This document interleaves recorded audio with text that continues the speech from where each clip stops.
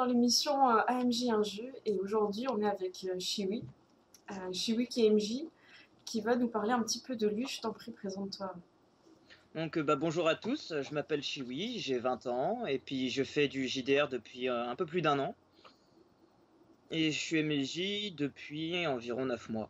Qu'est-ce qui a fait que tu t'es intéressé au JDR alors?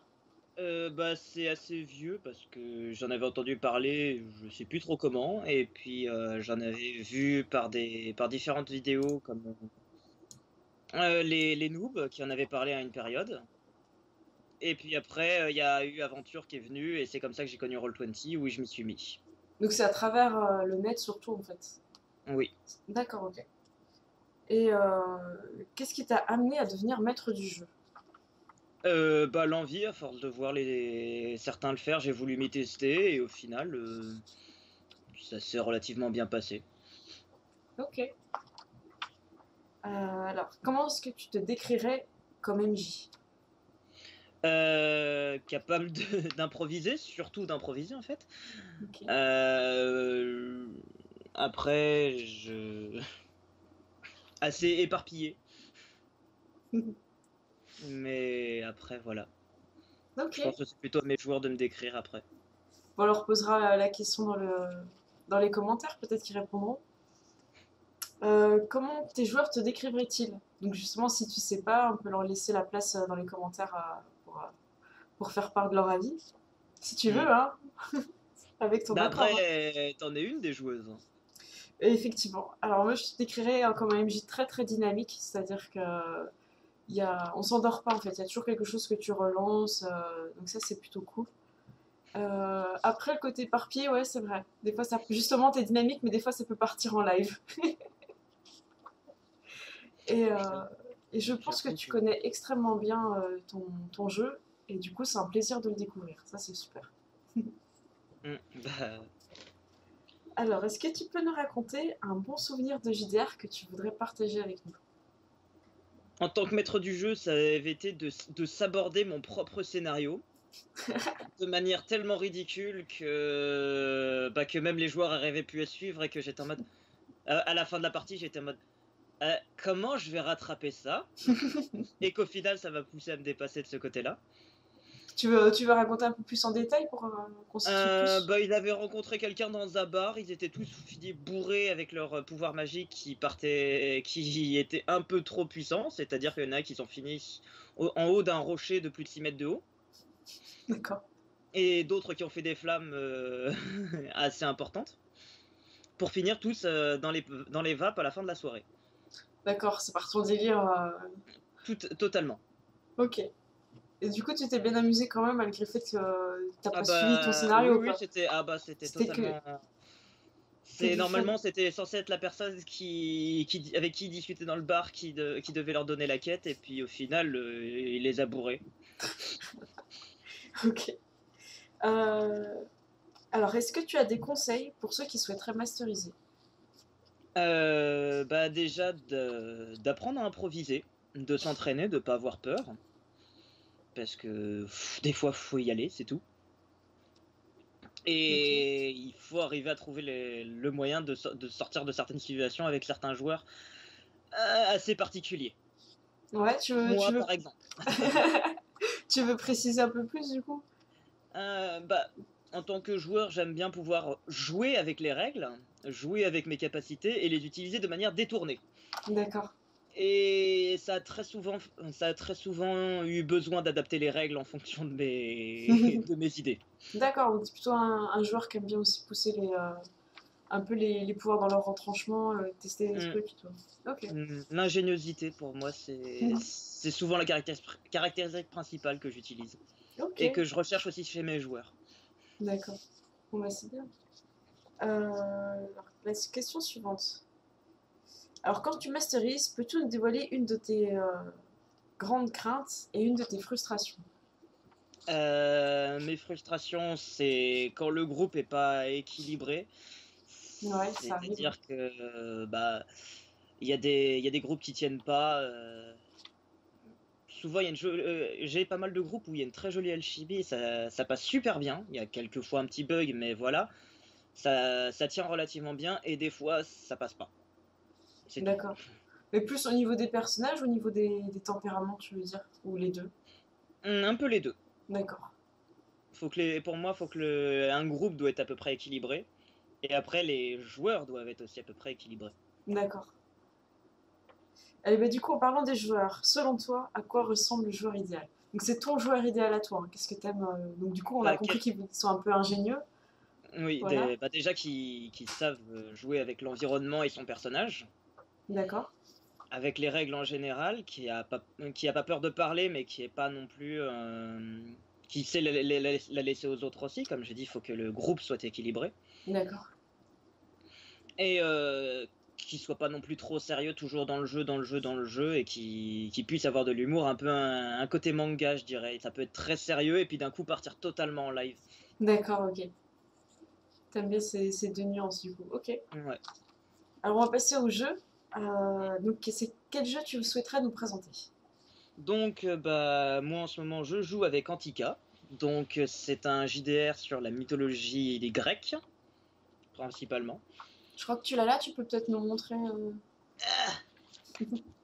Tac, voilà. Ok. J'ai pas le retour de la caméra. Laisse-moi 2 secondes. Oui, pas de souci. Tac, voilà. Donc, on a le livre principal, qui D'accord. fait un bon... Combien de pages? 200 pages. 200, ok.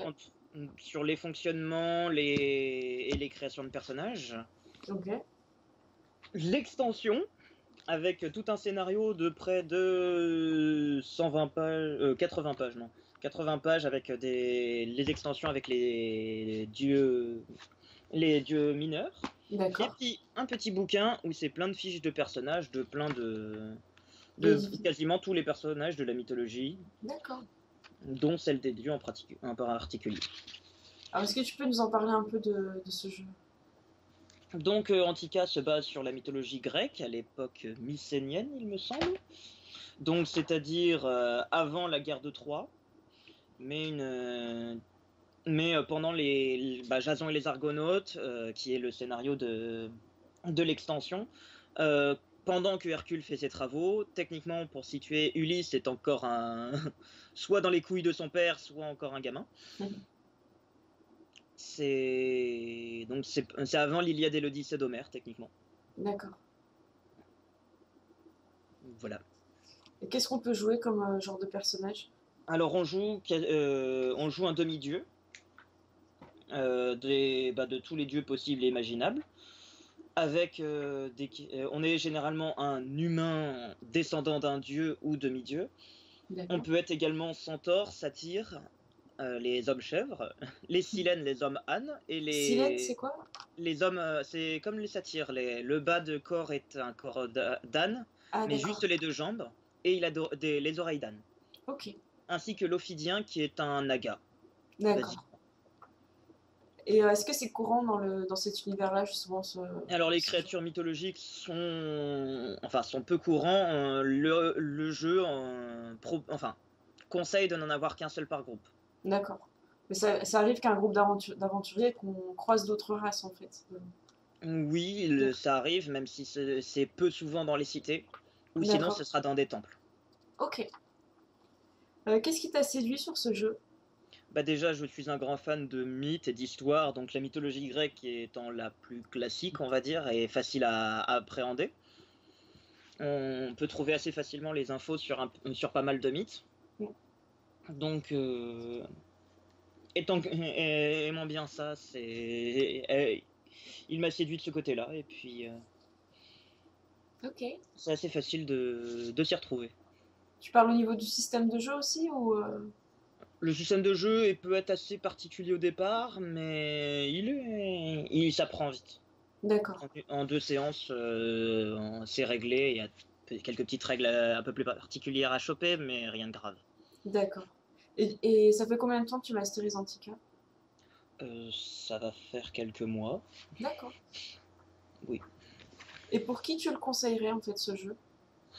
Plutôt pour des gens qui s'y connaissent un minimum en mythologie, qui n'ont pas besoin d'aller zioter Wikipédia à chaque fois qu'il y a un mot qu'il y a une D'accord. créature qu'ils ne connaissent pas, et qui connaissent quelques mythes, mais pas besoin d'être un expert non plus. parce que sinon on va D'accord, se spoiler pas mal de scénarios où on sait quelle créature on va tomber. d'accord, Avoir peut-être à un niveau un petit peu basique en mythologie, mais pas forcément tout le monde. d'accord. Et débutant comme joueur confirmé, par exemple? Peut-être avoir fait un ou deux JDR que je dirais classiques, c'est-à-dire le système descend de par exemple aventure. D'accord, ok. Ce sera juste pour voir ce que ça donne un peu, et puis après c'est pas un mauvais jeu en premier jeu quand même. D'accord. Est-ce que le livre, tu le trouves particulièrement beau? Il y a des belles illustrations, tout ça. Est-ce que c'est un objet que tu es Alors content d'avoir fait? c'est un très joli objet. Malheureusement, c'est un truc que aussi je pourrais donner dans les défauts du livre, c'est qu'il privilégie la forme plutôt que le fond parfois. D'accord, Ce qui peut donner un peu de la recherche d'infos, quand on quoi. veut créer un perso, faut aller chercher pas mal de pages différentes. D'accord, ça marche. Mais ça, enfin, voilà, il est quand même, comme tu dis, il est beau, mais il demande un peu de pratique, Mm, quoi. c'est ça. Il D'accord. faut avoir des post-it un peu partout dedans. Et en conclusion, qu'est-ce que pour toi le jeu de rôle t'a apporté? Ou t'apporte encore aujourd'hui? Bah déjà, il m'aide à parler. C'est un peu comme les gens qui font du cours de théâtre pour apprendre à parler devant les autres. Ça peut aider. Et puis bah c'est un très bon divertissement, je trouve. Ok. Voilà. T'as fait de belles rencontres alors? Quelques-unes, oui. Bon, bah, c'est bien. Notamment Ça notre marche. hôtesse. Titi. Ça marche. Je te propose de passer un instant musical. Très bien. Non, je déconne. Si tu veux, mais vas-y, balance la musique, balance le son, Ginette. Est-ce que tu as des animes ou des mangas, enfin peu importe, des dessins animés et tout ça, qui seraient en rapport avec la mythologie que tu pourrais conseiller de regarder par rapport au jeu Antica? Euh, Bah, pas en tête, là Ouais. sur le. Moi je pense à Ulysse Non. 31, mais je suis pas sûre que tu connaisses. Si, je connais, mais après, c'est une réadaptation assez Oui, particulière. oui. Au niveau œuvre littéraire, je donnerais plutôt Percy Jackson, qui peut Ouais. permettre d'avoir, je dirais, les bases, même s'il faut les prendre avec les pincettes, bien sûr. Par rapport aux dieux, Zeus, tout ça, Voilà, Poséidon. Ok. on apprendra pas mal de mythes, notamment aussi des créatures avec leurs capacités, ce qui peut être assez intéressant pour le jeu. D'ailleurs, son ami à Percy Jackson, là, celui qui est en fauteuil roulant, c'est quoi comme race? C'est un centaure. Il a un D'accord. pote centaure et un pote satyre. Ah oui, d'accord, ok. Et un frère cyclope. Ok. Ouais, donc ça permet justement de voir plein de trucs différents. Mm. Ok. Mais ce qu'apprendra le jeu et le livre Percy Jackson, c'est que les dieux sont injustes. Ok. Quel plaisir t'as, toi, quand tu masterises Antica, en fait, justement? Est-ce que c'est un peu ce côté-là de jouer des dieux qui ont leur propre Mm, volonté non, parce que je joue pas les dieux en eux-mêmes. Je... Enfin, je me vois pas comme étant les dieux qui vous guident. Mais je sais pas, c'est vous emmener dans cet univers et pouvoir voir évoluer le groupe à travers la Grèce de l'époque. Ok. Bon, bah, c'est super. Bah, je te laisse le mot de la fin. J'ai plus de questions pour Eh vous. ben, bon jeu à tous, tout simplement. Ça marche. À bientôt tout le monde. Merci chérie. Merci à toi.